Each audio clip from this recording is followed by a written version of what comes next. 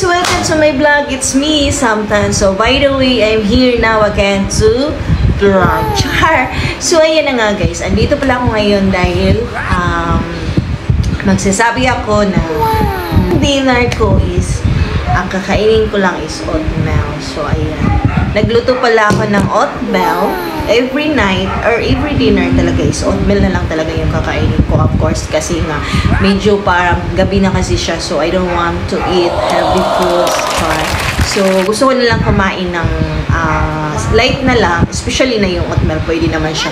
And then meron din pala ako, this is watermelon. So ayan, mag-watermelon na lang din ako kasi gusto ko yung watermelon, sarap din siya, so pampano din siya sa tiyan. So yan lang, kunti lang siya na watermelon, no? So, pagkatapos kumain ko pala ng oatmeal, iinom na rin pala ako ng gatas.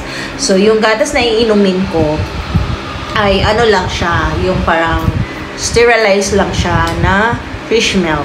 So, meron din pala akong, charang! Ano yun, guys? This is, ito ay siomai. So, ayan. Kakain lang ako ng isa nitong siomai na to kasi isa dito siya sa mga favorite ko, yung siomai. And of course, so hanggang dito na lang ang aking vlog. At sinabi ko lang kung ano ang kakainin ko ngayong gabi. So bye-bye! Happy! God bless you!